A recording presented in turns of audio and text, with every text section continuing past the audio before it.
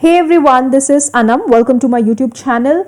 In this video, I'll be discussing the summary of lesson number 3, Discovering Tut. The saga continues from the book Hornbill of class 11. Let's begin.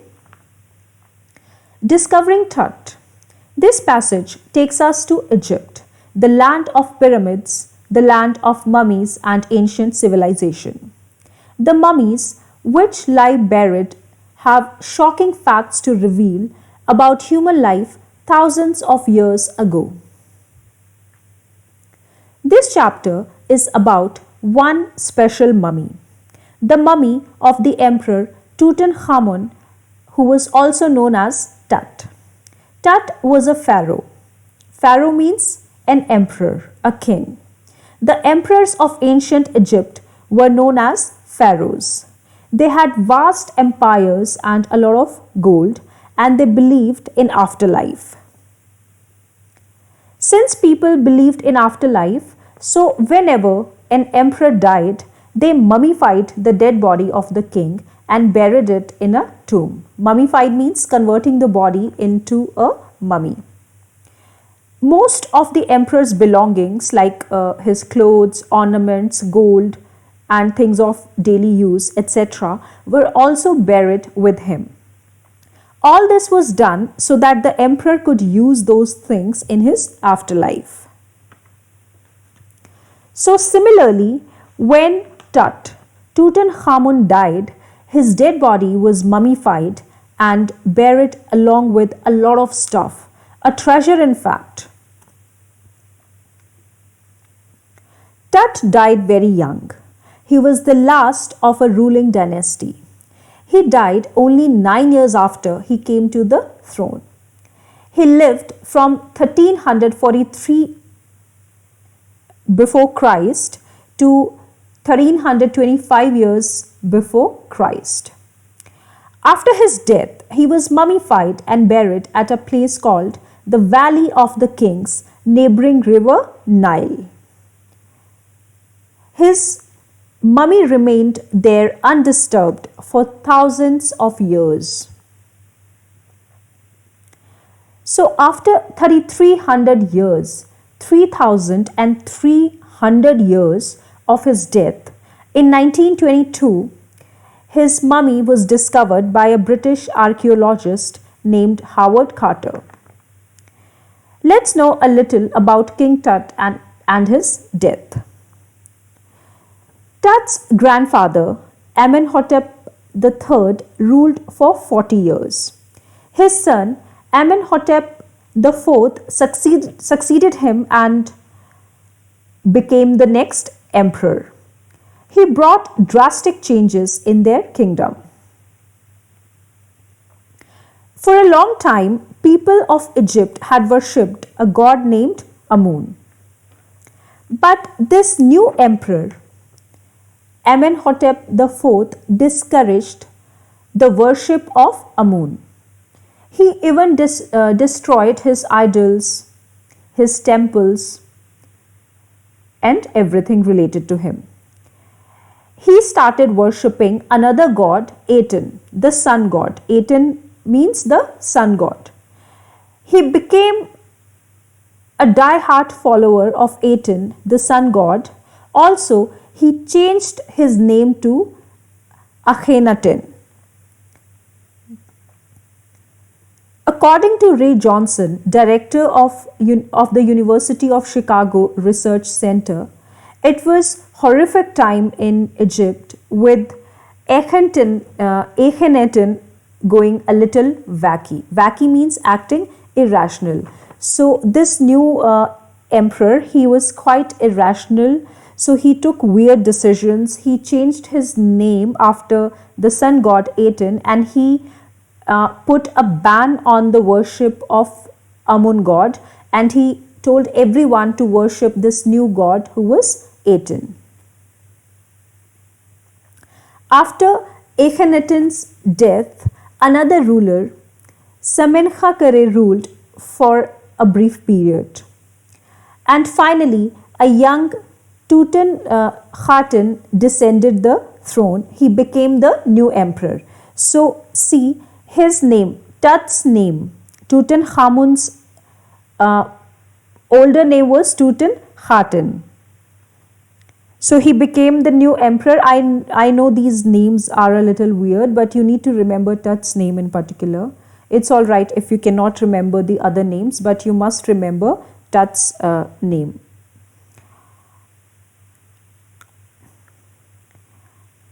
After some time, he changed his name to Tutankhamun.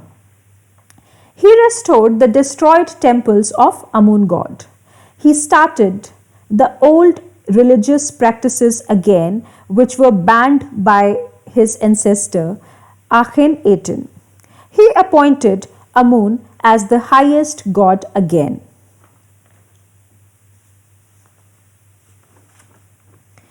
Tut ruled for 9 years and died unexpectedly. His death remained a mystery. He was mummified and buried and remained undisturbed for 3300 years. So, for a long time, 3300 years, that's 3300 years, he remained undisturbed.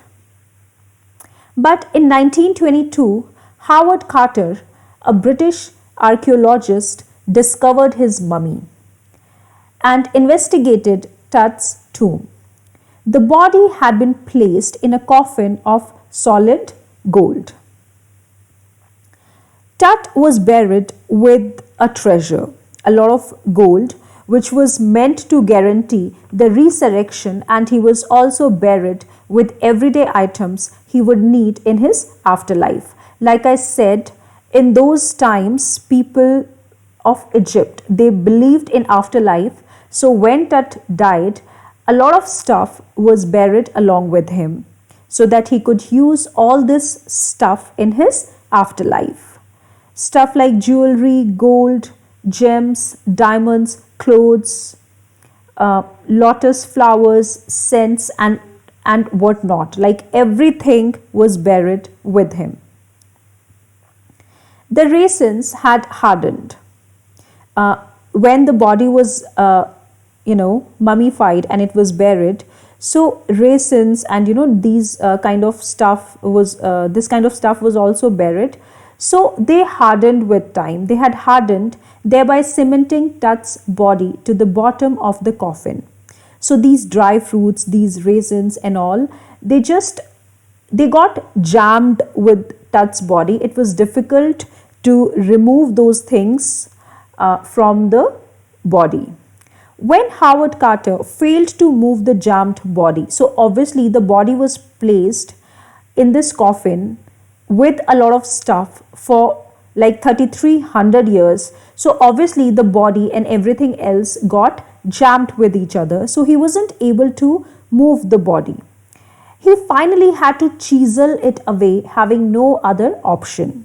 So that's how he took the body, he brought the body out of the coffin, he chiseled it away by using some machines and chisels and all. He brought the body out of the coffin.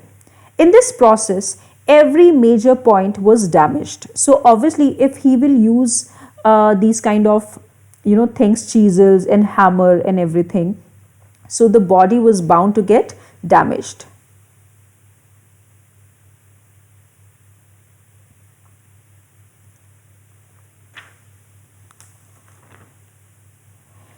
He also separated mummy's head and every major joint to remove the items, and then he reassembled the remains in a wooden box to conceal the damage. Conceal means to hide the damage.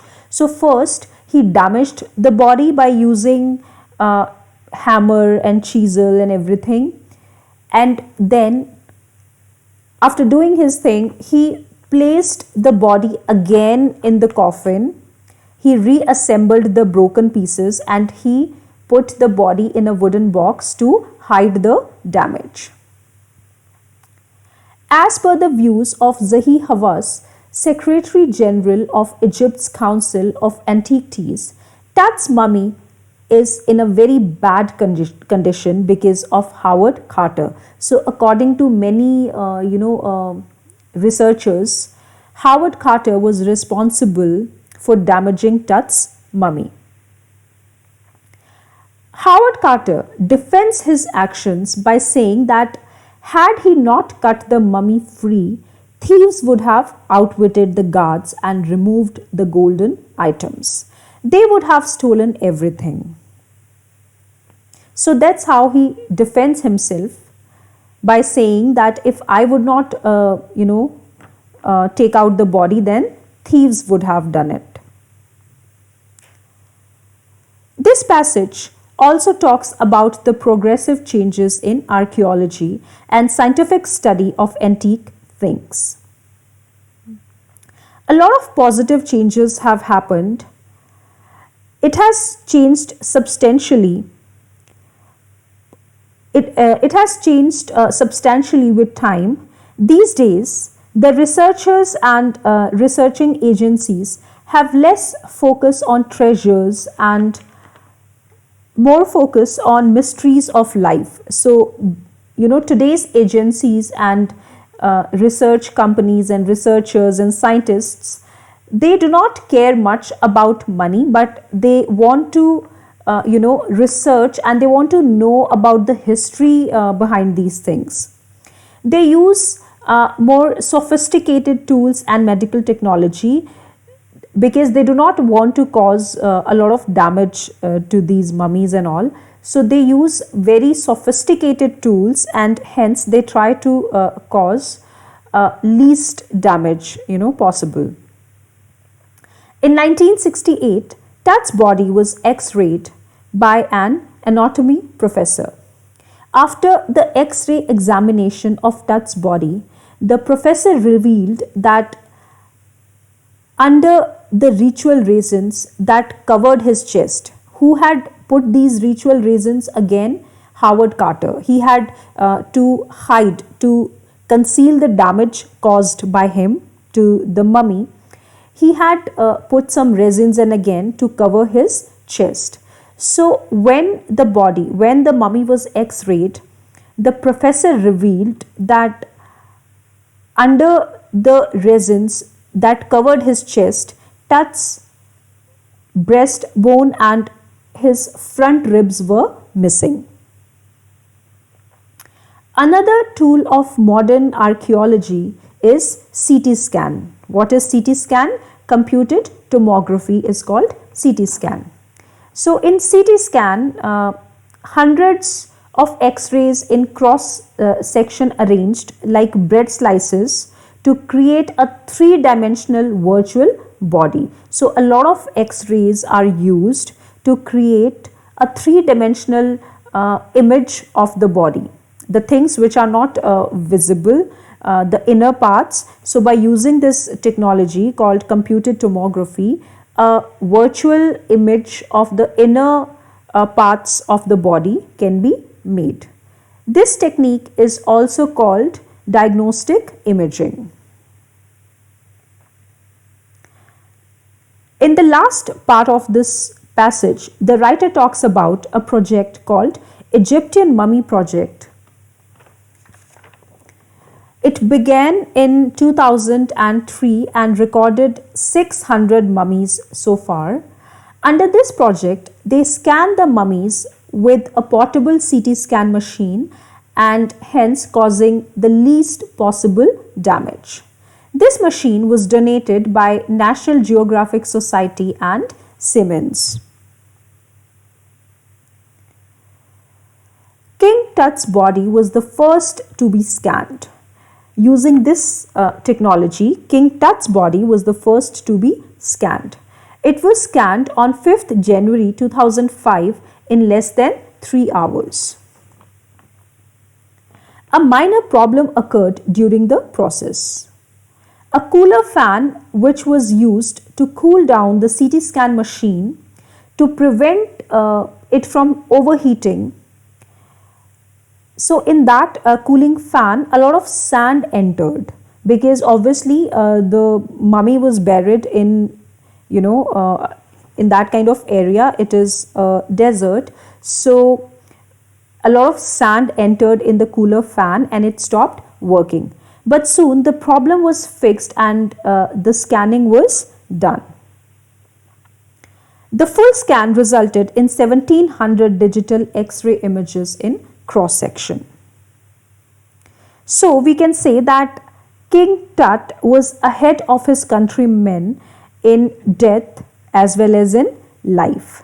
So when he was alive, he was obviously a VIP because he was an emperor, and after his death also he was getting this VIP treatment because his body was the first ever to be scanned using this technology, and he got a lot of hype after this. So we can say that he was ahead of his countrymen in death as in life. This is an important question, how he was ahead of his countrymen in death as in life. So this is the answer that you give to this question. The results of this scan were studied and debated upon by specialists in radiology, forensics and anatomy, but the cause of King Tut's death is still unknown. It is still a mystery. Zahi Hawass expressed satisfaction and relief after the successful completion of the scanning procedure. Tut rests in peace now because after the scanning his body was placed again in the same tomb. So now Tut rests in peace in his tomb, guarded by Osiris. Osiris is a constellation and it is called the god of the afterlife in Egypt. So under his watch, the body, Tut's body rests in peace.